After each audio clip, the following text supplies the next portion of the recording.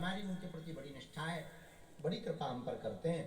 परम पूज्य श्री परमार्थ निकेतन वाले पूज्य श्री चिदानंद मुनि जी, उनकी आज्ञा लगी है तो संगम के ठीक सामने कथा कहने का हमें महाकुंभ में सौभाग्य मिला है। पूरा मेला परिक्षेत्र तो शायद 40-50 किलोमीटर का है, पूरा मेला तो 40 किलोमीटर का है, लेकिन संगम के ठीक सामने इस बार महाकुंभ में जो हम डुबकी लगाएंगे वो कथा करेंगे, हिंदू बचाओ हिंदुस्तान बचाओ।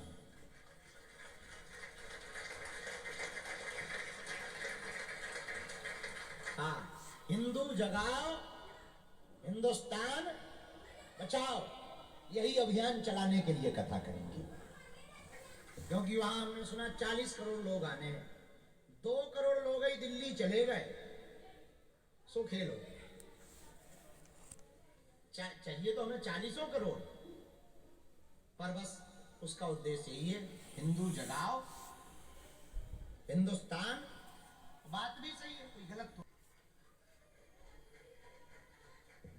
वहां जो भी जाए अपनी सुविधा से जाए, हम भर वहां मिलेंगे ये गारंटी।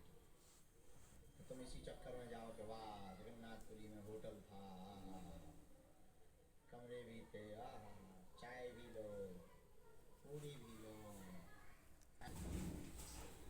भगवान ने सोचा कहीं श्राप राप ना दे दे, बड़ो प्यारो भगत, भगवान से रहा नहीं, बोले अपने घर में है।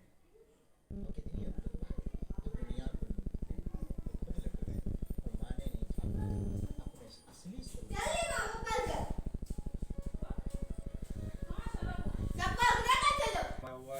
और 11 दिन से अन्न भी नहीं लिया हुआ है, और लिंक से 6 बार गाड़ी भी खींची। महाराज जी ये बताइए कहाँ से आए हैं आप, जो है कहाँ के निवासी हैं? हम गुजरात में रहते, गांव ध्यांगध्रा, सुरेंद्र नगर जिला। महाराज जी ये बताइए आप जो है यहाँ पर कहें 11 दिनों से अन्न नहीं लिए हैं, तो क्या ग्रहण कर रहे हैं महाराज जी? मैं तो खाली 1 गिलास दूध पी लेता हूँ। अच्छा, 11 दिनों से आप दूध पीकर चल रहे हैं महाराज जी? हाँ, 11 दिन से दूध ही पीता हूँ। एक बड़ा सवाल है महाराज जी की नागा सन्यासी कैसे बनते हैं, लोग यह जानना चाहते हैं। नागा सन्यासी बनने के लिए भजन करना पड़ता है, कर्म करना पड़ता है, उसके बाद ही हम नागा सन्यासी बन सकते हैं। भजन और योग कर्म में क्या रहता है महाराज जी? क्या भजन कर्म जैसे कि इसके लिए तो बहुत कठिन है नागा साधु बनने के लिए। जब ये अभी तो क्या है कि अखाड़े में भजन करवाते, 3.5 दिन तक संस्कार में बिताते, महापुरुष बनाएंगे तो 5 गुरु रखेंगे, ब्रह्मा विष्णु महेश, लंगोटी गुरु, भगवा गुरु, भस्मी गुरु, ऐसे 5 गुरु परमेश्वर का नामकरण दिया जाता है। और कोई अगले जन्म में उसका कोई आधा कर्म बाकी होगा, वही गंगा जी स्नान करने के लिए आते हैं, क्योंकि गंगा जी तो भाग्यशाली आते हैं। जैसे कि कोई पापी लोग के लिए जगह नहीं है गंगा जी के लिए, तो क्या पापियों की तो जगह है ही नहीं।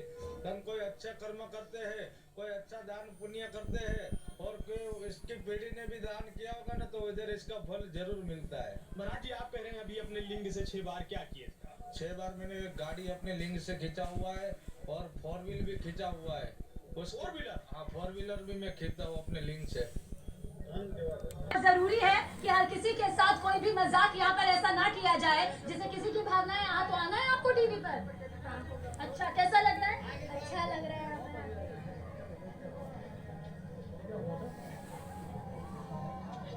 आचार्य जी सब चर्चा कर रहे हैं कि ऐसा क्या स्टीव जॉब्स की पत्नी को दिखा कि वो यहाँ आई, आपने उनको मतलब पट्टा भी बनाया, नाम भी उन्होंने अपना कमरा रखा, कुछ उनके बारे में बताएं कि जो उन्होंने सनातन में देखा और वो यहाँ खींची चली आई। सपना देखो, दुनिया की सबसे थी, उन ट्रेनों से बिल्कुल ही अलग ट्रेनें हैं ये। इन ट्रेनों की सहायता से भी आप एक दिन में आना जाना कर सकते हैं। श्रद्धालु जाएं, दर्शन करें और वहां की ऐतिहासिकता से वो रूबरू हों, और फिर आने वाली पीढ़ियों को भी उसके बारे में बताएं। जब वो घर लौटें तो इसकी व्याख्या अपने परिजनों से करें, अपने मित्रों से करें, क्योंकि तीर्थ सब कोई नहीं आता है, सभी लोग तीर्थ नहीं आते हैं। जो उनके घर परिवार के लोग होते हैं वो उनकी व्याख्या करते हैं। पापा ने कहा इंजीनियर बनो, बन गया। हस्बैंड बनो,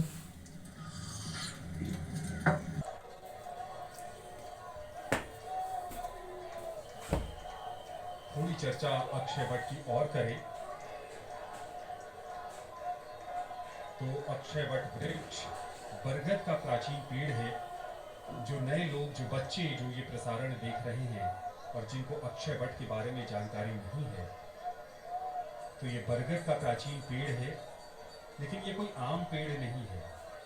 प्रयागराज में त्रिवेणी घाट पर अकबर के किले में खड़ा अक्षय वट वृक्ष करीब 400 साल पुराना है, जबकि इससे जुड़ी कहानियां हजारों साल पीछे तक जाती है। करोड़ों लोगों की आस्था इस पेड़ से जुड़ी है। आस्था और मान्यताओं को देखते हुए प्रदेश सरकार की विरासत सूची का भी ये हिस्सा है।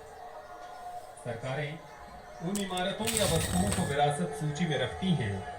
मेले के दौरान कल्पवास करने हेतु प्रयागराज में आए हैं। पुराणों में वर्णित और मान्यता तो ये भी है कि तीर्थयात्री के सिर पर पगड़ी नहीं होनी चाहिए और शरीर पर ऊपर का वस्त्र नहीं पहनना चाहिए। तीर्थयात्री को किसी भी प्रकार के वाहन का प्रयोग नहीं करना चाहिए। यदि ऐसा नहीं कर सकते तो केवल हरि का स्मरण।